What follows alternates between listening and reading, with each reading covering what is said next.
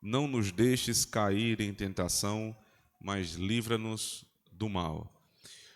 Evidentemente, aqui o texto está deixando claro que tentação não é uma coisa boa, porque ele diz: não nos deixes cair em tentação, livra-nos do mal. O mal está para a tentação. Tentação não é coisa boa. Portanto, se tentação não é coisa boa, não procede de Deus. Ora, se Deus não é o autor da tentação, então por que Deus vai nos livrar? Porque o fato de Deus não ser o autor de uma determinada ação não quer dizer que esta ação não esteja sobre o seu governo. Esse texto nos ensina a entender a providência de Deus, porque é assim que ela age. Deus, ele governa todas as coisas, mas ele não é o autor do mal. As tentações são obras de Satanás, Deus nos prova. E o mais interessante é que dá para fazer essa distinção em português, mas não dá para fazer a distinção em grego. As palavras são exatamente as mesmas. Mas quando os mestres da teologia reformada, especialmente das línguas originais, eles trazem para o povo de Deus a tradução em português, eles têm esse cuidado de traduzir ora por tentação, ora por provação. Isso fica muito claro na carta de Tiago. Deus a ninguém tenta, mas ele prova. Quando somos provados é para sermos aprovados. Deus a ninguém tenta. A palavra é a mesma. Mas o Senhor, ele pode nos privar das tentações. Nem todas, porque algumas são provações e ele precisa nos fazer passar. Então, Deus nos priva das tentações, ou seja, do ato maldoso de Satanás. Mas Deus não vai nos tirar das provações, que são atos originários do próprio Deus. Percebe isso? Deus não vai nos tirar das provações, porque Ele nos prova para nos aprovarmos. Só que eu, como ser humano, não tenho como distinguir. Como é que eu vou saber quando é tentação e quando é provação? Quando procede de Deus, quando vem de Satanás? Não tem como saber. Então, o meu pedido é: Senhor, me livra da tentação. Porque o objetivo de Satanás na tentação é me reprovar, é me fazer cair. Nós temos um papel fundamental nisso, irmãos. Nós não temos como nos livrar das tentações, por isso nós pedimos a Deus. Mas nós podemos nos livrar de oportunidades em que nós sabemos que vamos ser tentados. Por isso que o apóstolo Paulo diz: todas as coisas te são lícitas, mas nem todas elas te convêm. Todas as coisas me são lícitas, mas eu não vou me deixar dominar por nenhuma delas.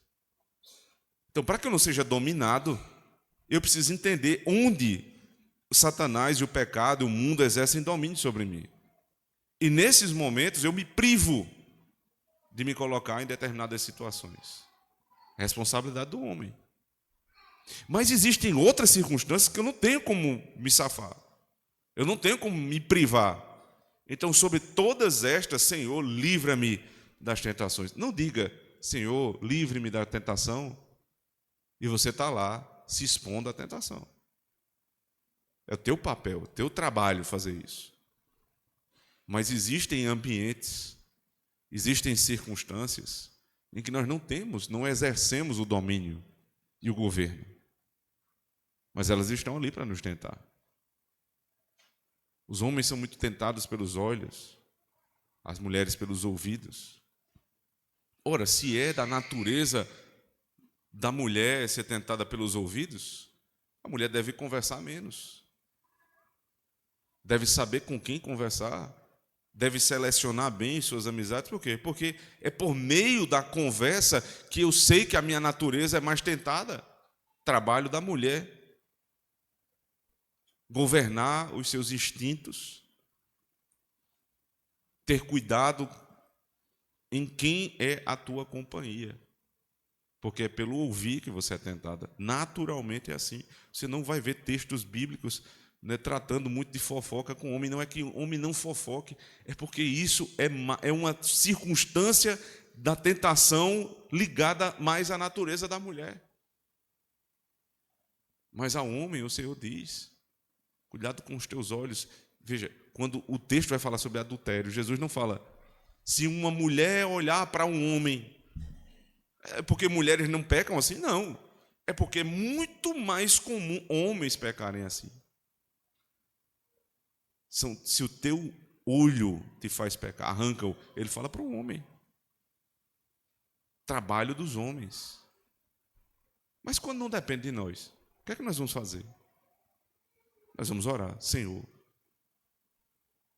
livra-me do pecado. Livra-me da tentação. O Senhor tem nos livrado muito, irmãos, das tentações do mundo. Mas algumas Ele permite que aconteçam. Ele usa Satanás e Satanás nos tenta. E algumas vezes nós caímos. E é por isso que o texto continua. Ele não para somente na tentação. Ele vai além disso. Quando você cai, o Senhor os expõe a algumas tentações para que vocês caiam. E nesse momento Deus os permite estar naquele lugar de queda, cometendo pecados de maneira frequente, para saber onde está o teu coração. Mas o objetivo de Deus com isso é te fazer sucumbir? Não, ele diz, até o momento em que o Senhor vai lá nos resgatar. Nós vamos nos arrepender e vamos voltar para o Senhor, porque somos dele. Somos dele. Então o Senhor vai nos despertar por todos os meios de graça. Então nós oramos nesse momento para que os meios de graça sejam eficazes. Então preste atenção nisso. Você tem uma área da vida em que você é tentado e cai.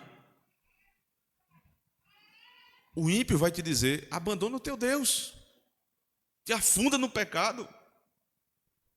A palavra de Deus, os nossos catecismos dizem, não. Ore o Pai Nosso, ore a oração dominical. Especificamente esta parte. Não me deixes cair em tentação, mas livra-me do mal. Porque nisso você está pedindo a Deus, faça que os meios de graça sejam eficazes para me tirar dessa situação. Não se entregue ao pecado, mesmo sabendo que você tem sido vencido por ele.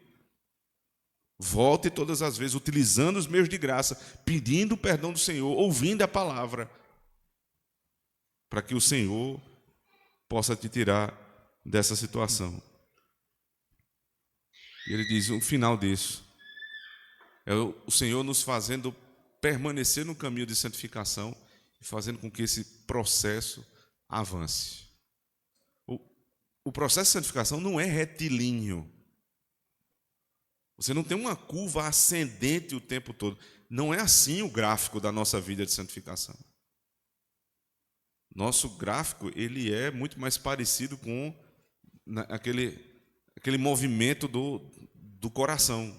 Sobe, desce, sobe, desce. Sobe. Só que quando você vê a linha ao longo do tempo, ela é ascendente. Ela tem variações, mas no final é ascendente. Porque nós pecamos e voltamos ao Senhor. E pedimos, Senhor, livra-nos das tentações. Livra-nos do mal. Amém.